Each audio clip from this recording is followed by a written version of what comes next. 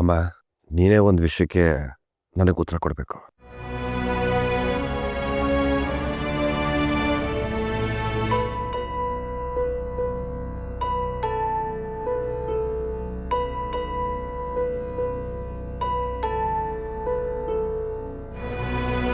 ನೀನು ಕೊಟ್ಟೆ ಕೊಡ್ತೀಯ ಅಂತ ನನಗೆ ಚೆನ್ನಾಗಿ ಗೊತ್ತಮ್ಮ.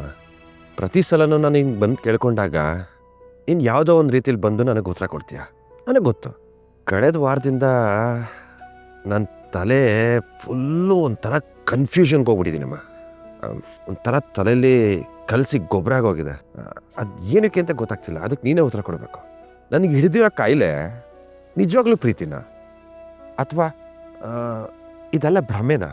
ಇಲ್ಲ ಅಂದರೆ ಆ ರೆಸಾರ್ಟು, ಅವಳ ಜೊತೆ ಕಳೆದ 3 ದಿನ ನನಗೆ ಸೃಷ್ಟಿಯಾಗಿರೋ ಭಾವನೆ, ಇದೆಲ್ಲ ಸುಮ್ಮನೆ ಹುಟ್ಟಿರೋದ? ನನಗೊಂದು ಅರ್ಥ ಆಗ್ತಾಯಿಲ್ಲಮ್ಮ. Full confusion ಆಗೋಗಿದ್ದೀನಿ. ಇದಕ್ಕೆ ನೀನೇ ಉತ್ತರ ಕೊಡಬೇಕು. ಇದೆಲ್ಲ ನನಗೆ ಯಾವತ್ತೂ ಆಗಿಲ್ಲ, ಅದು ನಿನಗೂ ಗೊತ್ತು. ಅದಕ್ಕೇ ಒಂದು ಸಿಂಪಲ್ ಐಡಿಯಾ ನೋಡು. ಇನ್ನು ಮುಂದೆ ಸರಿ ತಪ್ಪು ಅಂತ ಇಟ್ಟಿದ್ದೀನಿ, ನೀನೇ ಒಂದು ಸೆಲೆಕ್ಟ್ ಮಾಡು.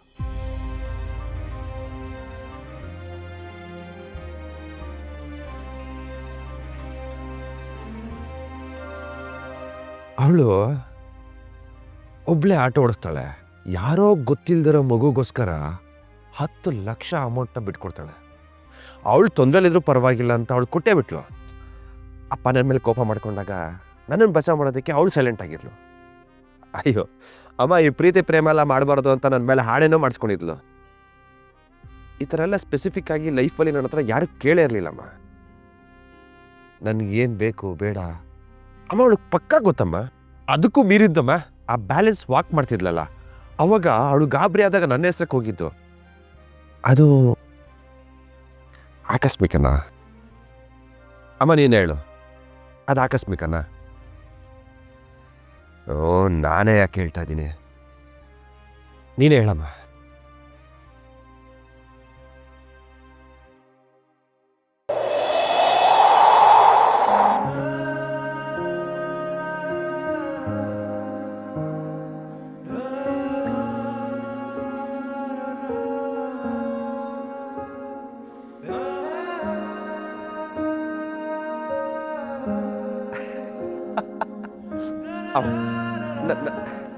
ನನಗೆ ಗೊತ್ತಿತ್ತಮ್ಮ, ನನಗೆ ಚೆನ್ನಾಗಿ ಗೊತ್ತಿತ್ತು.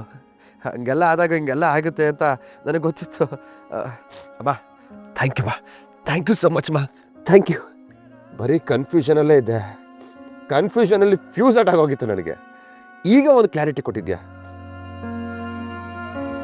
Thank you so much